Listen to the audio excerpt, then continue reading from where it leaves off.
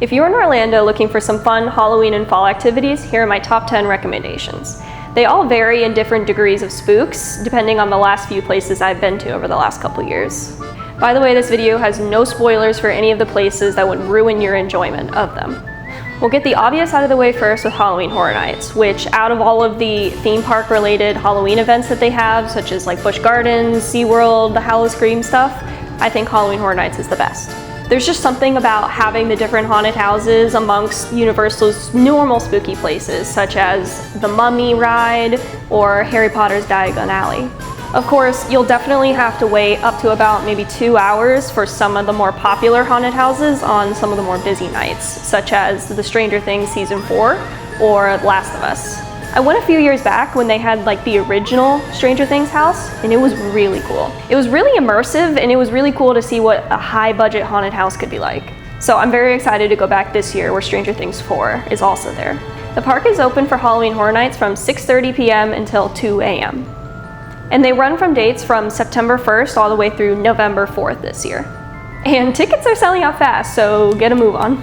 And the tickets range from about $80 a person for some nights in September to being like $125 for the more popular nights in October. If you're looking for a smaller Halloween event on a smaller budget, this community-made haunted house is a good one. The Cirrhosis Club of Orange City is on like the far north end of Orlando.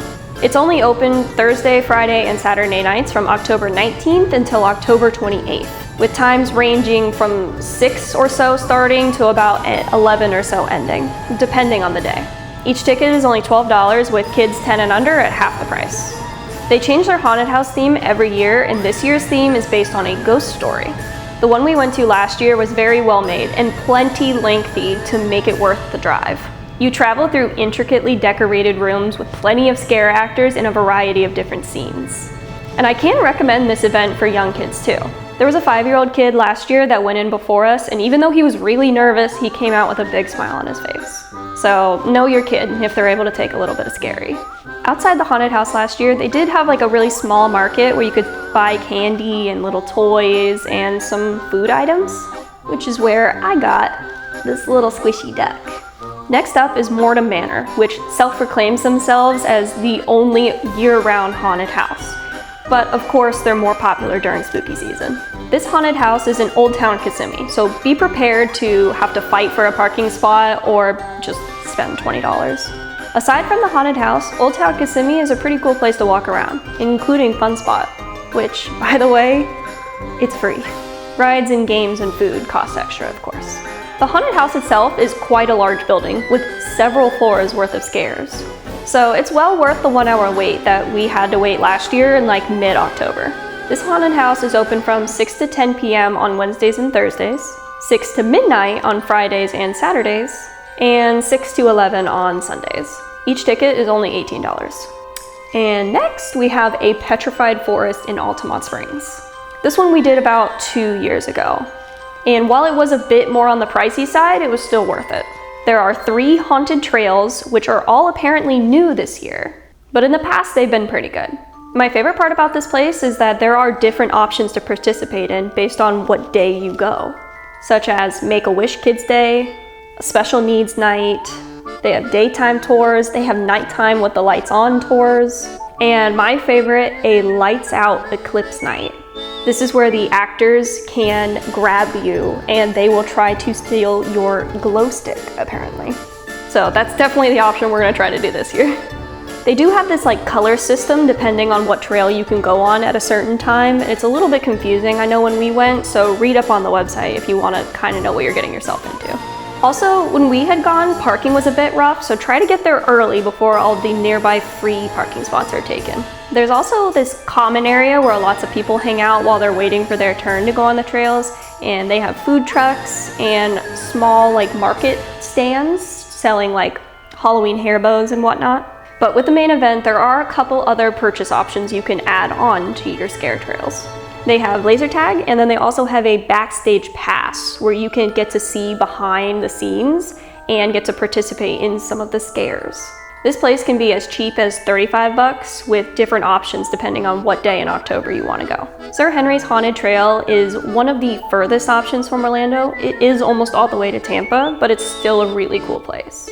It's definitely worth a good weekend night when the park is open from 7:30 until 11 p.m. as opposed to like Sundays, which is 7:30 to 9:30 p.m., in which you might not have enough time to do all the trails. But maybe Sunday nights are less busy, so. Tickets range from $27 to $37 for admission. There aren't any of the same trails from last year, so I'm pretty excited to try them all new. And there's apparently also a hayride, which is an extra $15. As for food items, there are some dinner type things that you can buy there, but the snacks are where it's at. Sir Henry's apple cider, the very sour Grim Reaper snow cone, and a soft pretzel were our choices from last year that were all very good. Okay, now low-key, this next one is my favorite on this list, despite me only having one picture of it. This Face the Fear event last year was called Nope and Never. It was an amazing haunted house / haunted trail / hayride at the church at 434. It may not seem like much, but it is almost like a half-hour experience. Last year was completely immersive with aliens chasing after you. There was an in-character like tour guide leading you through all the different parts of it. And then there was a variety of environments, such as being led by your tour guide or sitting down on the hayride as you're pulled along, or being in a pitch black maze where scare actors are just right next to you and you don't know it until it's too late. And the theme from last year changed, and this year there are 2 different experiences. One's called the Mummer Memorial and one's about Sasquatches, so I'm really hopeful that it's going to be just as good as last year. Face the Fear is only open this year on October 20th, 21st, 27th, and 28th, the Friday and the Saturday of both weekends. So make sure not to miss it. Okay, now tying this one back to my first suggestion of this list, Scream-a-geddon is everything that Halloween Horror Nights is, except a fraction of the crowds and a fraction of the price. I would almost suggest Scream-a-geddon more than Halloween Horror Nights. And especially if you're one that doesn't go for the rides, definitely do Scream-a-geddon instead. The haunted houses at Scream-a-geddon are just as good, if not better, than Halloween Horror Nights. And if you've been to Halloween Horror Nights, you know which ones I'm referring to. Scream-a-geddon did replace last year's prison, but they introduced a new trail this year. It's called Breach, so I'm excited to try it. Scream-a-geddon is about like an hour and a half west of Orlando, which I know can be a really long drive, but it's a really pretty drive with all the windows down. Prices range from $28 to $53 depending on what date you choose and how close it is to Halloween. The park opens at 7 p.m. and it runs from September 15th almost entirely through November 4th. Depending on the day you go will depend on if the park closes at 11 p.m., midnight, or 1 a.m. And I would definitely recommend a 1 a.m. day so you can make sure to do all of the trails. One thing you should know before going is that certain trails there have an optional interactive experience, which when we went, we debated for like an hour while we were waiting in line before finally deciding to just do it. And thank goodness we did. You would be missing out on such a cool optional experience if you don't do it. The signs where they explain what it is are kind of misleading. They warn you that opting into the interactive experience means the actors can grab you, separate from your group, and force you to remain. This sounds a lot scarier than it actually is. What it actually is like a build-your-own adventure. You are presented with choices and the scare actors lead you to take them. Removed from your group just means that one of you will be led one way and one of you led the other way, and then you'll see each other after like a minute or 2. It's not long. You aren't forced to remain for that long. And they aren't violently grabbing you. They're more so just ushering you or running a fake knife on your arm or something. It's nothing crazy. If you're running short on time, here's my house ranking order. First, Rage 3D was unique. You're given 3 glasses and it makes it even scarier because you are looking and don't even notice when something scary comes at you until it's in your face. Second, Bloodwater Bayou. This one super surprised us. We thought the theme sounded kind of dumb, but it was actually a really immersive, like indoor-outdoor type of boardwalk trail, and it really got us running. The third one was Demon's Revenge, which didn't really have a strong theme, and next was the Asylum, which was unfortunately just way too bright to actually be scary. but hopefully they've improved from last year to this year. And of course, the new Breach haunted house, which we haven't had to try. So if you get to try it, let me know how it goes. In terms of line length, last year when we went on October 1st, Asylum was an hour-and-a-half wait, Rage was about an hour, Demon's Revenge was about maybe 45 minutes, and the Bloodwater Bayou that we did right at the end, we pretty much just walked right in because it was like 10 minutes before close. Okay, so moving on to the less spooky, more wholesome fall vibes of October, here are some events I'd recommend. Last year, we went to Spooktacular Avalon, which this year is on October 28th from 5 to 9 p.m. This event is free to attend and is really good for all ages. There's trick-or-treating and other activities for the kids, such as bounce houses and a costume contest. And then for adults, there are tons of shops and restaurants and tons of food trucks and vendors selling products from their small businesses. Last year, we got this little ghost from a 3D print shop from Etsy.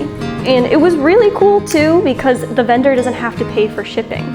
So it's cheaper for us to buy from them. This little guy was like $3 and it's so cute, look at that. And it even glows in the dark. And we didn't get to see any of them last year, but there are these community performances that we're hoping to catch this year.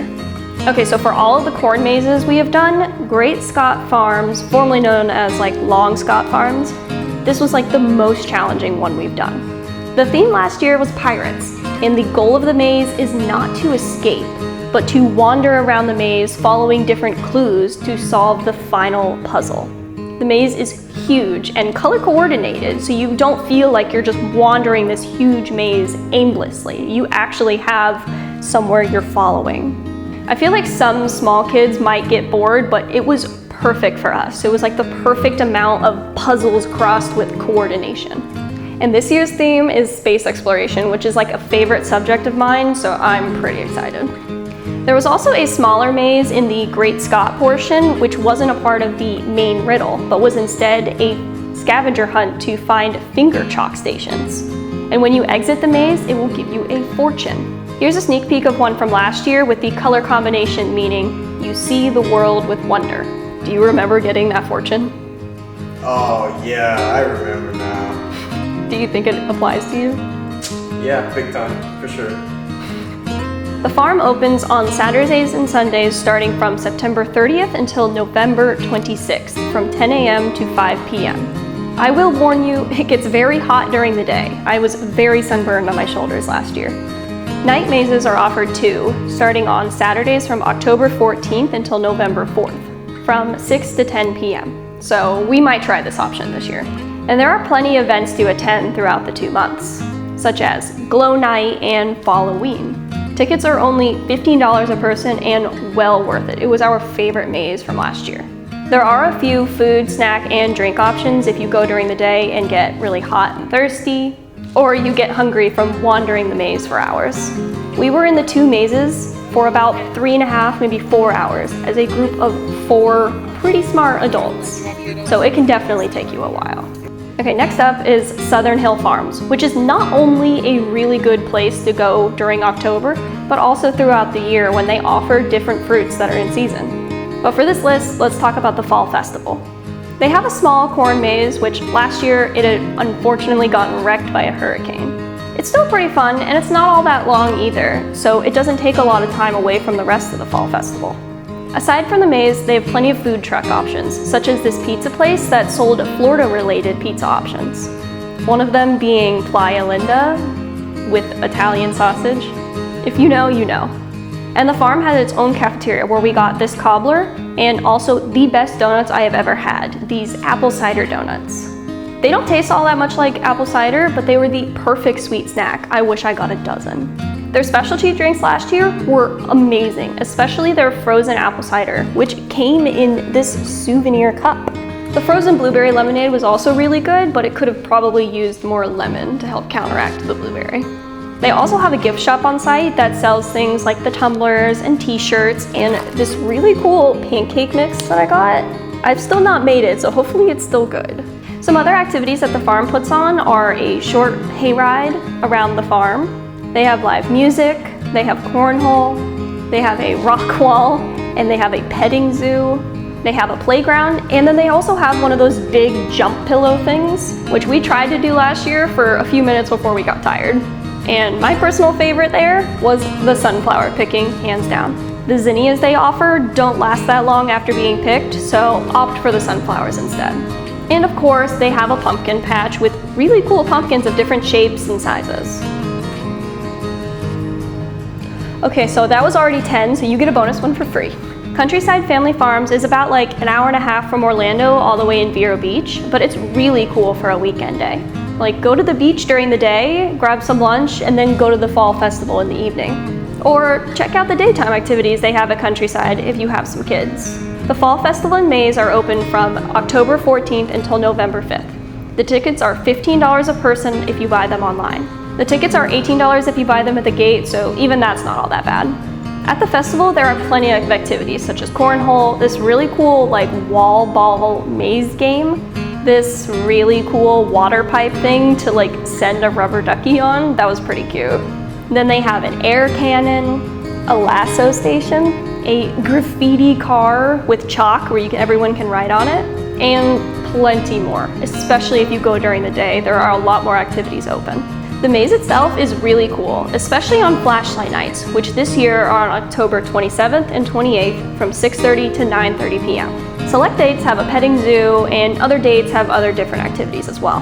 The daytime version of the Fall Festival and Maze is still also worth going, especially if you're not into the spookiness and you're just there with some kids or something. Like I said, some of the daytime events are closed during the night, and those ones are definitely aimed towards kids. There are also several food options available, such as the different food trucks or the really good drinks that they make, but do be aware that the food and drink options close maybe about a half hour or so before the event does. So don't wait until the end like we did. We had gotten this last minute pizza and this frozen blueberry slush, which luckily we did because it was pretty good.